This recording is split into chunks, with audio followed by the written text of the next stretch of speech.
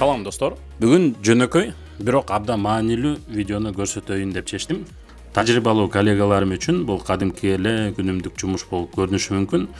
Бунун эмне өзгөчөлүгү бар деп дагы айтылышы мүмкүн, бирок Европага айдоочу болуп жаңы келейин деп жаткан кесиптештери үчүн өзгөчө жаңы фураны айдап баштагандар үчүн бул абдан пайдалуу маалымат болуп, инструкция катары колдонулушу мүмкүн.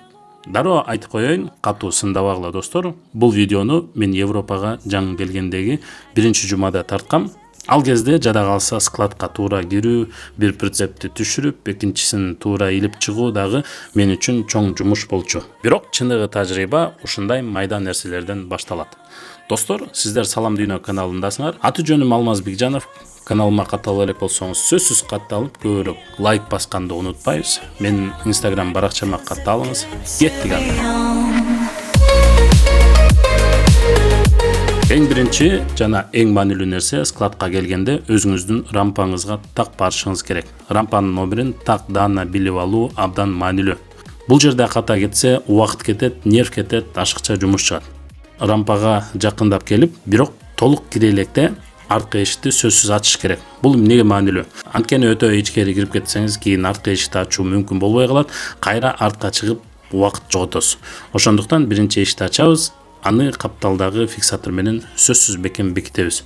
Бул жерде дагы маанилүү нерсе, иштеп жатканда сөзсүз перчатка, АДР бут кийим жана жарыкты чагылдырган жилет кийиш керек. Коопсуздук өзүңүзгө эле керектүү. Сизди үйдөгүлөр аман эсен, сак саламат келет деп күтүп жатканын унутпаңыз. Андан кийин акырын артка айдап, прицепти рампага чейин такап коебуз. Токтойбуз. Эми прицепти стояночный тормозго коебуз. Бул үчүн кызыл кнопканы өзүбүзгө тартабыз. Андан кийин сөзсүз противооткачественный башмактарды коебуз. Бул коопсуздук үчүн абдан маанилүү. Андан кийин трактын арткы подвескасын максималдуу өйдө көтөрөбүз. Бул эмне үчүн керек? Прицеп седлодон бир аз жогору турушу үчүн. Ошондо ажыратуу жеңилирээк болот. Андан кийин прицептин лапаларын толук түшүрүп, кийин седлонун фиксаторун тартып бошотобуз. Ошондон кийин гана подвесканы бир аз ылдый түшүрөбүз. Седло акырын ажырашы үчүн. Седло менен прицептин ортосунда аз эле аралык пайда болгондо, аба жана электр линияларын ажыратпай туруп, бир аз алдыга чыгабыз. Кабина менен прицептин ортосуна кирип, аба шлангдарын, электр кабелдерин баарын ажыратабыз. Андан кийин гана толук чыгып кетебиз. Эми экинчи прицепти илиш үчүн башка рампага барабыз. Баса достор, бул видеодо мен жөн гана прицеп алмаштырууну көрсөтүп жатам. Эгер кызык болсо, складта толук бир фуранын жүгүн кантип бир адам түшүрөт экенин өзүнчө видео жасап берем. Ал жерде дагы жаңы келгендер үчүн көп пайдалуу нерселер бар. Эгер кызык болсо, комментарийга жазыңыздар. Бул жерде дагы шашпоо керек, толук кирбейбиз. Трактын арткы дөңгөлөгү прицептин астына бир аз киргенче артка айдайбыз. Андан соң биринчи аба шлангдарды, андан кийин электр кабелдерди туташтырабыз.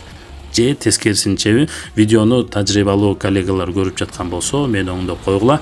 Туурасы кандай болот, сөзсүз комментарийга жазыңыздар. Бул силердин кеңешиңер жаңы келгендерге абдан пайдалуу болот. Андан кийин аягына чейин таккалганча, шылчок чыкканга чейин артка киребиз. Седлонун фиксатору өзү жабылышы керек. Бирок жөн эле үн чыкты деп ишенип коюу туура эмес, сөзсүз текшериш керек.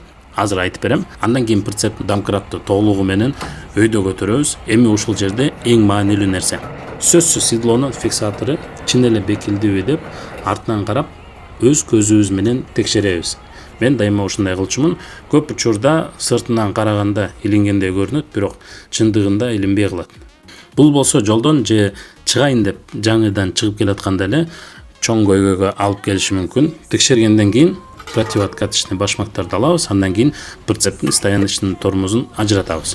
Ал үчүн ушул кызыл кнопканы кайра басабыз. Эми жүрүүгө болот. Ачык жерге чыгып токтойбуз, эшикти жабабыз, пломба бар болсо пломбасын коебуз, анан акырындык менен жолго чыгабыз. Ушундай майда нерселер абдан маанилүү достор, тажрыйбалуулук ушундай майда нерселерден башталат. Чынын айтсам, бул жака жаңы келгенде башында баары оор сезилет. Жаңы тил, жаңы эрежелер, жаңы жоопкерчилик, кээде жөнөкөй эле иш дагы стресс берет. Бирок убакыт өткөн сайын жумуш оор болгондун себеби жөн гана жумуш жаңы болгон үчүн экенин түшүнөсүң. Эң негизгиси үйрөнүүдөн коркпоо керек.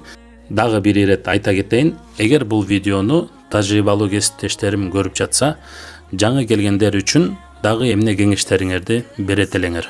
Жаңы келгенде кайсы каталарды көбүрөөк кетиришет? Комментарийга жазыңыздар, бул көп адамдарга пайдалуу болот. Ал эми жаңы келгендерге айтарым, коркпогула. Баарыбыз биринчи рейстен, биринчи рампадан, биринчи цепкадан баштаганбыз. Эң негизгиси иштөөгө каалоо болуш керек. Достор, bundan ары дагы көп кызыктуу, пайдалуу, чыныгы контент чыгарып турганга аракет кылам. Жашоо, иммиграция, бизнес, логистика, саякат жана кооз чомоксуз реалдуу нерселер жөнүндө сүйлөшөбүз. Колдооңуздар үчүн, баскан лайктарыңыз үчүн, комментарийлер үчүн терең ыраазычылык билдирем. Кийинки видеодо көрүшкөнчө сак саламат туруңуздар.